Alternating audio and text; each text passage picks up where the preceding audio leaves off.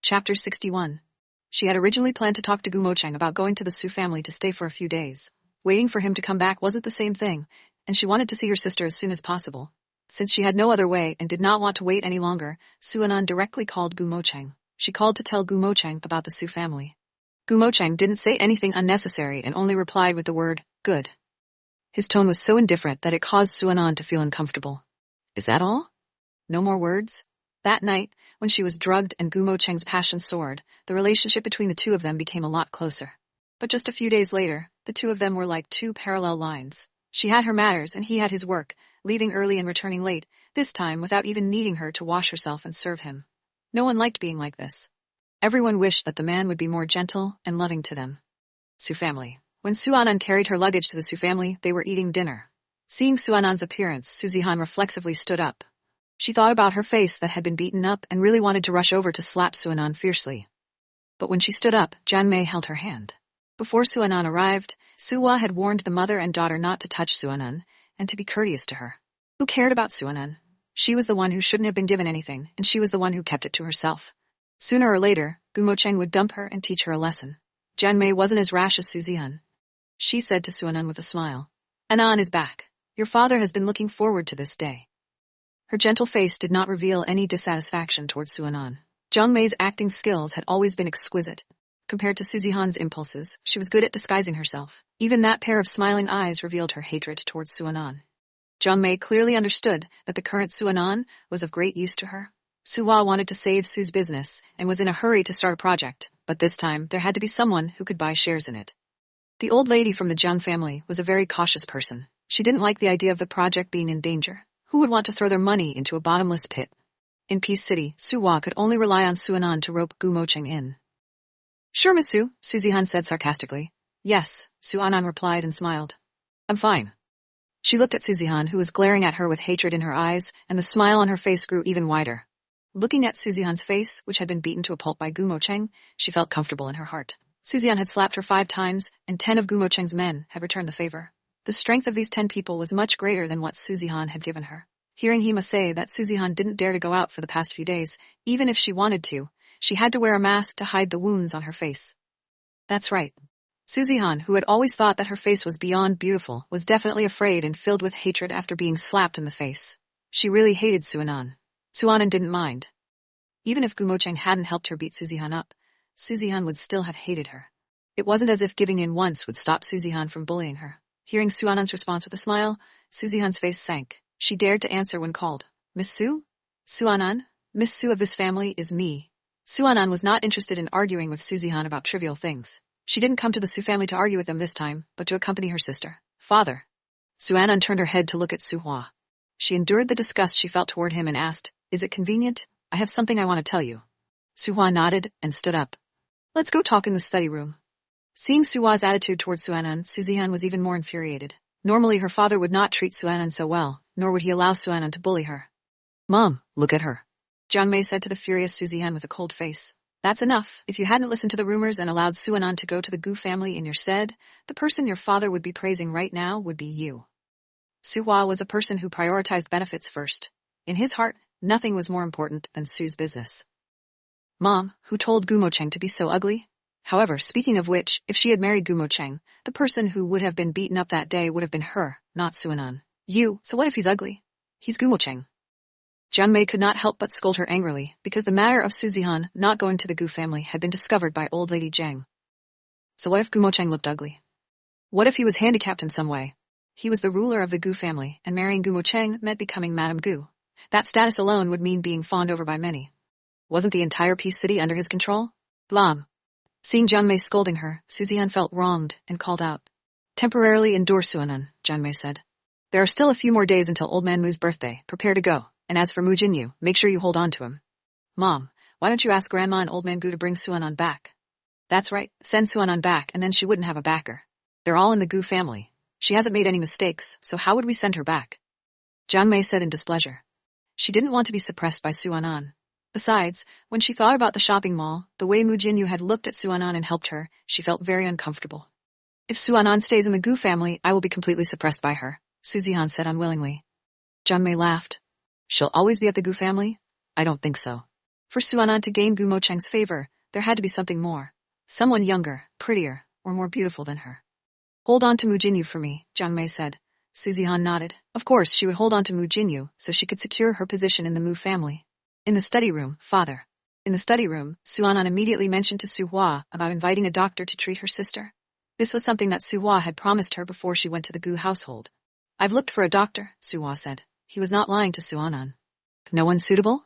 Su Hua nodded and said, your sister's condition is too serious. Normal psychiatrists cannot cure her. Furthermore, he was worried that the doctor he found would reveal that Surochu had been locked up. That year, Surochu and that boy had been in love to the point of death. When he forcibly broke them apart, he found someone to break the boy's legs. Those events had become his nightmares. He could still remember the hatred in the boy's eyes. Anan, I will take good care of your sister, Su Hua said sincerely. Suruochu was his most beloved daughter. Since she was his first child with his ex-wife, he had especially doted on her.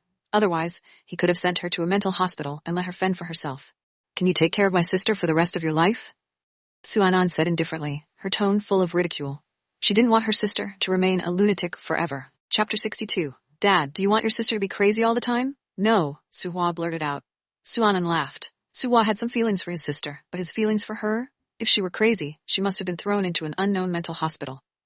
I have a doctor I know. He has great medical skills, Suanan continued. The last time your sister had a fever, Auntie Jan brought her back from a small clinic on the street. Doctor from a small clinic? Su Hua frowned. He was afraid that someone would spread information about Ruochu, and he was also afraid that an unknown doctor would treat her.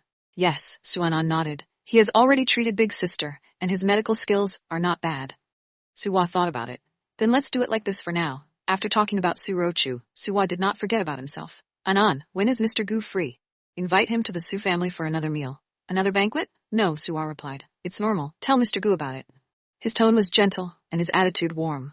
Suanan had never seen him like this before. Her elder sister had once said that when she was just born, Su Hua doted on her a lot and held her in his arms all day. But since the beginning of her memories, Su Hua did not love her at all and even looked at her with disgust and hatred. Oh, Suanan replied. Su Hua's change in attitude towards her was because of Gumo Cheng. One day, when Gumo Cheng ditched her, who knew what Su Hua would do to her? No matter what, the most important thing now was to take advantage of the powerful Gumo Cheng behind her to heal her sister and restore her to her normal state. Her mother died early. To the young Suanan, she did not have much of an impression of her mother. Su Hua was busy with the development of the Su family, so Jiang Mei and Su Zihan entered the Su family not long after her mother died.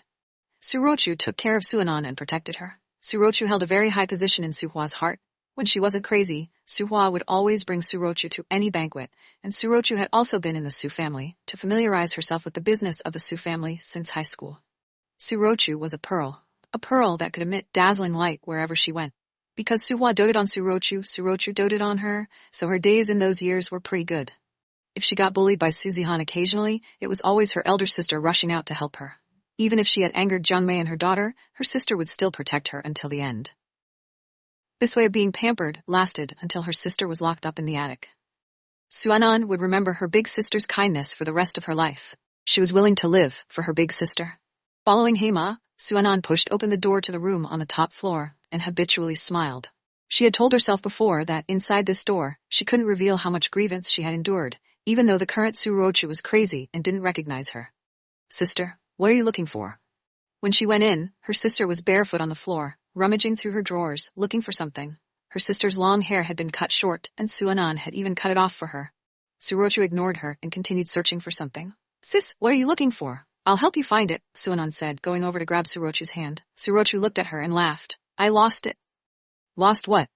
Her sister rarely spoke. She was a fool, and she only said 2 words. Ah Sheng. He lost it. It was Ah Sheng again. When Suanan heard this, she started to hate that man called Ah Sheng. Didn't he say that he would elope with her sister?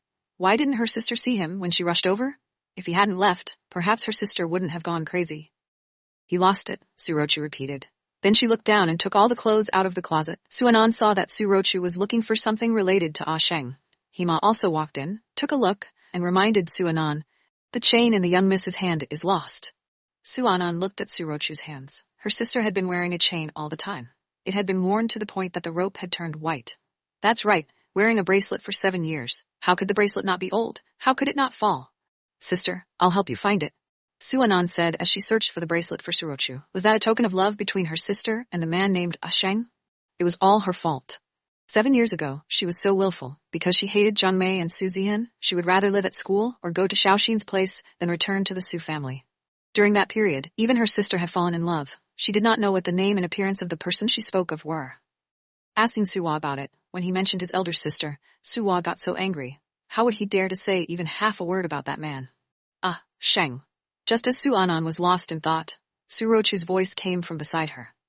Su Anan lowered her head and saw that the chain was right beside her feet. She was the first to pick up the chain, and before she could look at the bracelet carefully, Su Rochu had already snatched it away. Su Rochu only had eyes for the bracelet.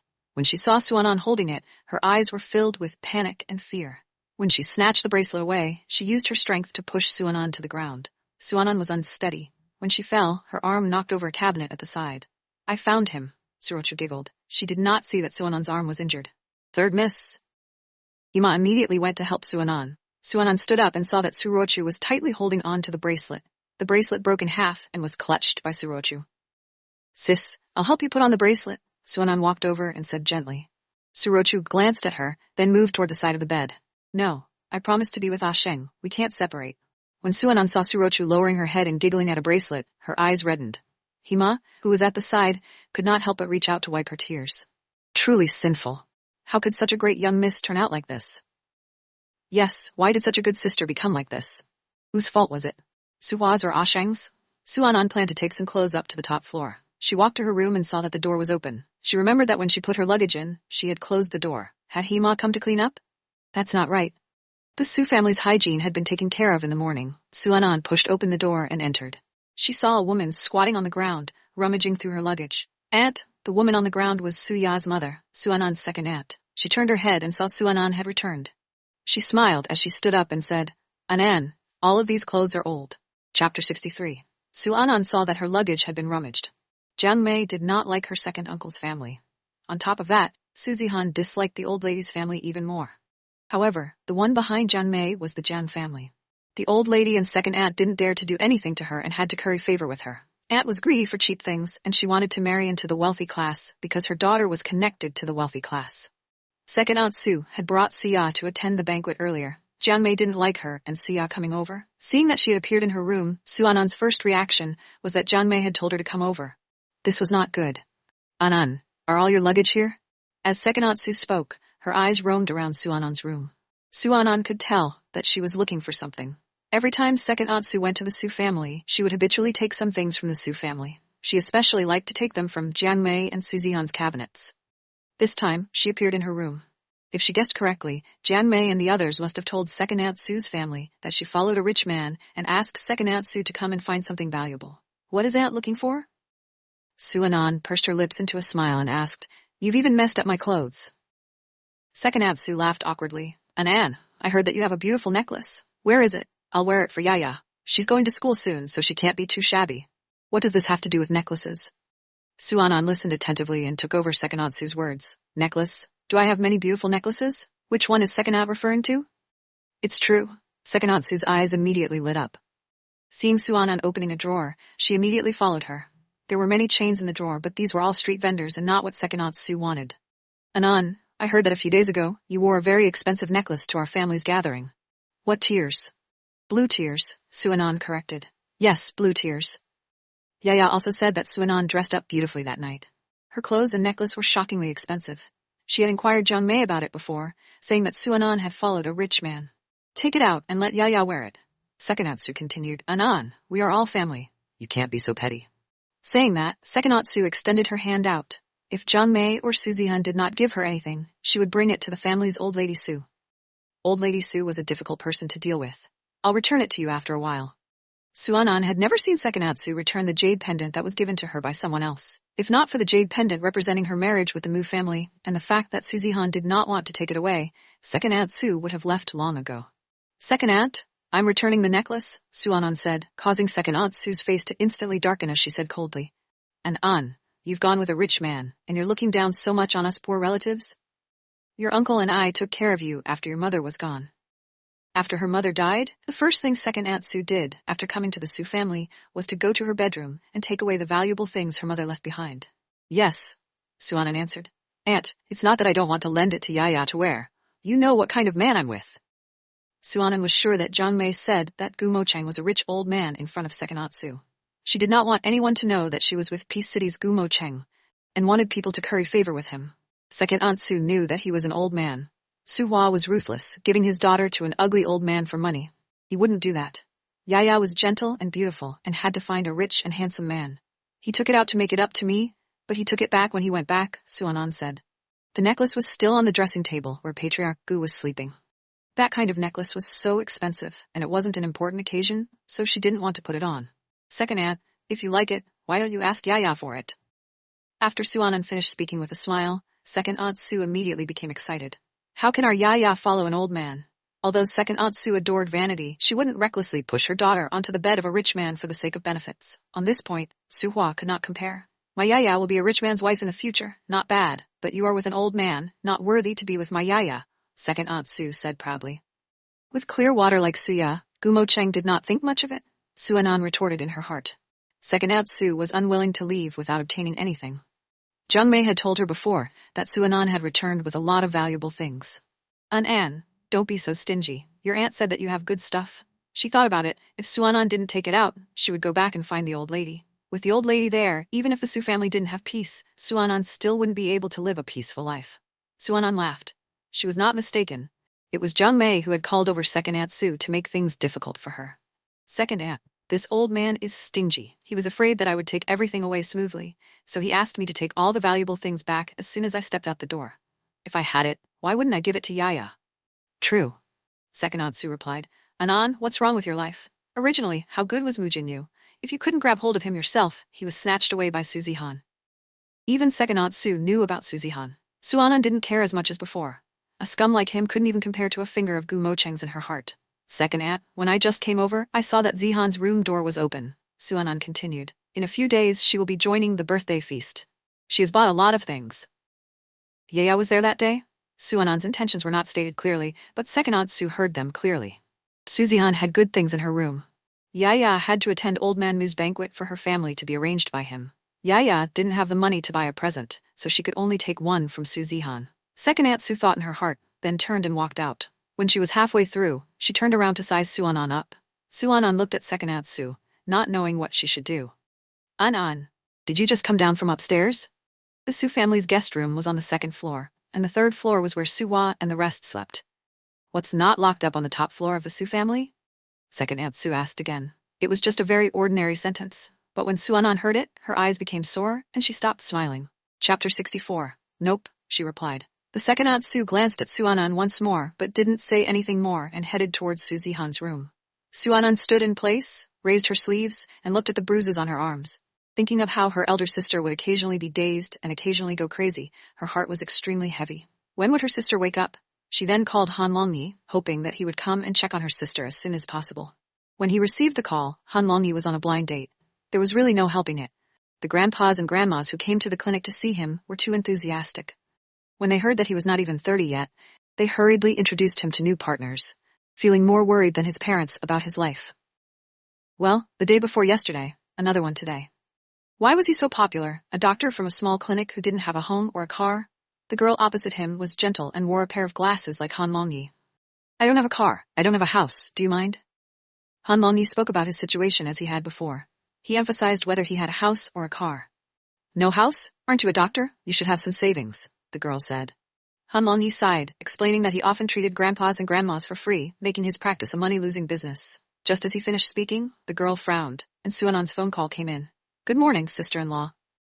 Han Longyi had been waiting for Suanan's call. From the start of the blind date, he had frequently looked at his phone. If you're free, you can come anytime, Han Longyi said, eager to show that he had plenty of time. Of course, he was free. If he didn't go out to do private work, the aunties would arrange another blind date for him. Going on blind dates was too expensive. He, a doctor from a small clinic, couldn't afford it. How about I come over now? Han Longyi followed up quickly. After hanging up the phone, he thought of Su Rochu's face and couldn't help but smile. I'm sorry, but a patient is looking for me, Han Longyi said to the girl, then took his jacket off the chair and left. It was still interesting to be a doctor, but blind dates were too boring. He had to tell the women in the clinic that he had a girl he liked, so they wouldn't arrange another blind date. Han Longyi quickly reached the Su family home. Suanan was surprised at his speed.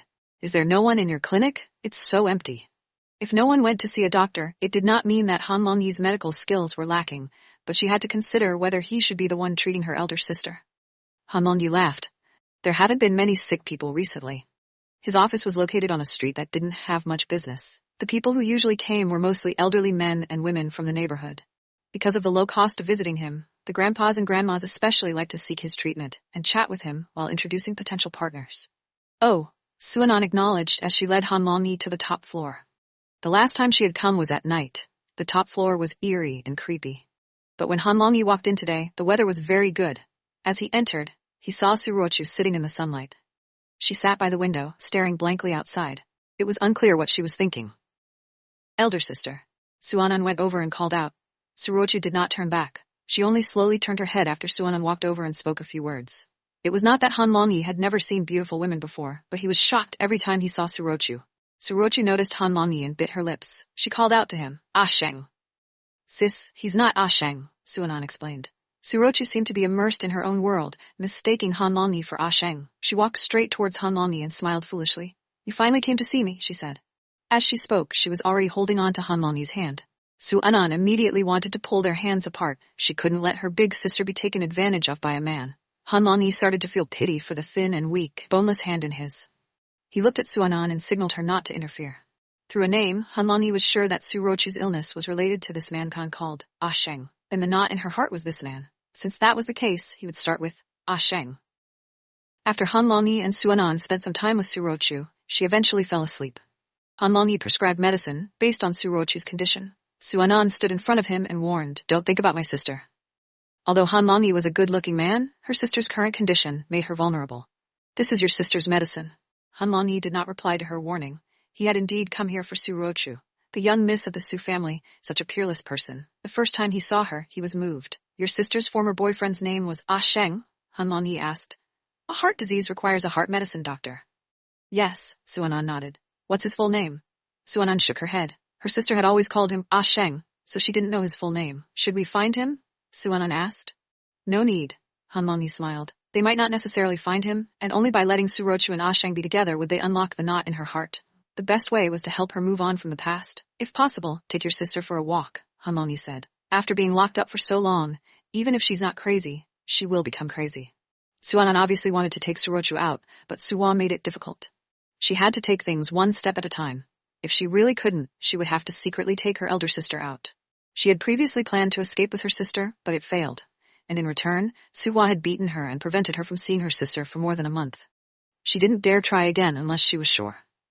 Deep into the night, Suanan sent a message to Gumocheng. It was a text message she had edited several times. "Hubby?"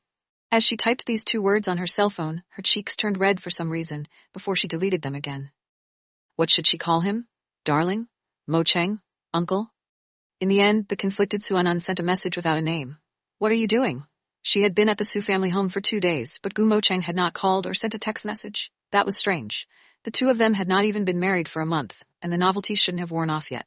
Could it be that what Xiaoxin said was true? That Gu Mocheng liked women and also liked Xiaoyan? Thinking about that, Suanan shook her head repeatedly. Impossible. It was impossible. Gu Mocheng was definitely not that kind of person. Xiaoxin's brainwashing skills were really strong. Suanan sat on the side of the bed and waited for Gu Mocheng's call.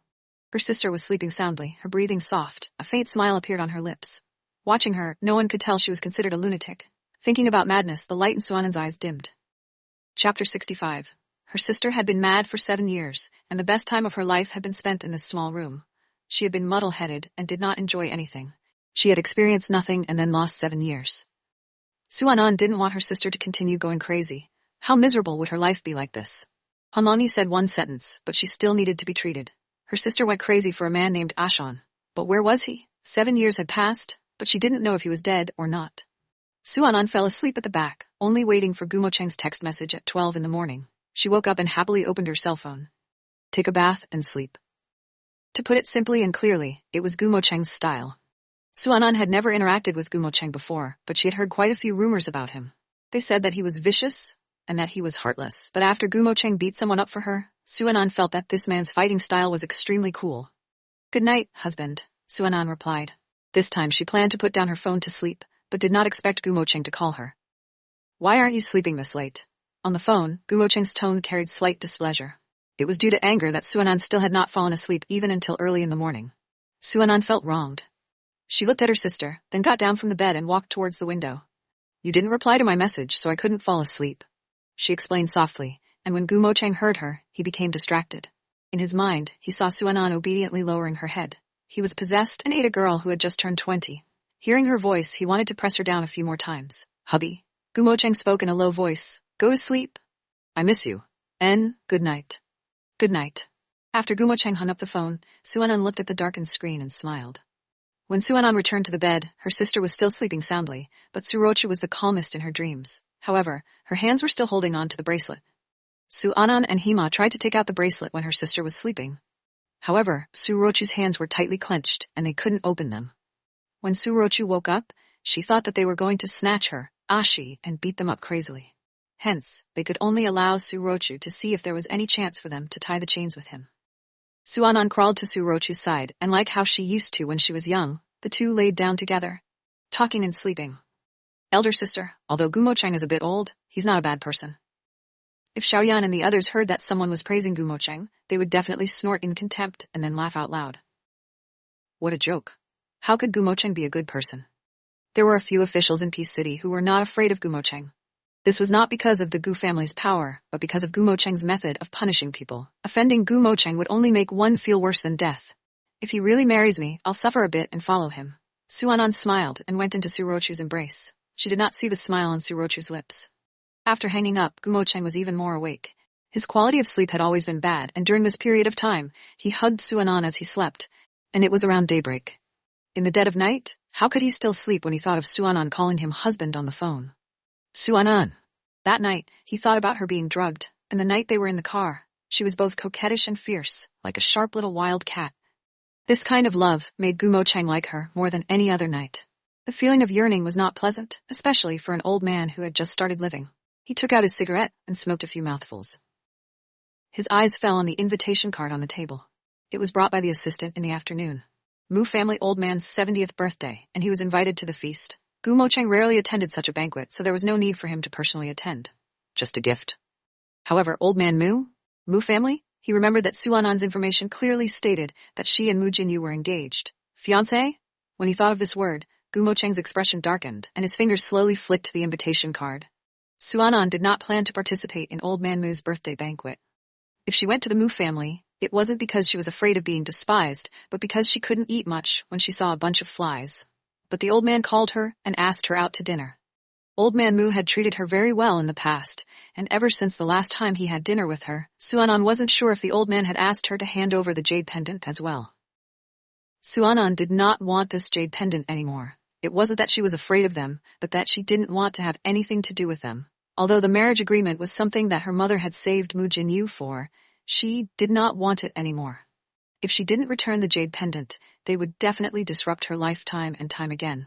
Why did she have to go against such a group of people? Suanan had given the old man face. No matter what, the old tutor had treated her sincerely previously. She went over this time to return the jade pendant to the Mu family. Suanan brought the jade out to see old man Mu. She met Su Zihan at the stairs. In the past few days that she had been in the Su family, Suanan's range of activities had mostly been on the top floor, and she even had Heima bring her food. On one hand, she wanted to spend more time with her sister. On the other hand, she had no interest in fighting Jiang Mei and Su Zihan. They were not tired, and she found it tiring to talk to them. Seeing Suanan ignoring her, Su Zihan gritted her teeth in anger. What could she do? Right now, Sua's biggest concern was Suanan, so she could only bear with it. Endure. When would she be the head? When Suanan arrived, the old man hadn't come yet. Suanan would respect people who deserved it. Old man Mu treated her kindly, treating her like his own granddaughter. He cared for her even more than his grandson, Mu Jinyu. The old master had planned to have her and Mu Jinyu get married and live in the Mu family on the day she turned 20.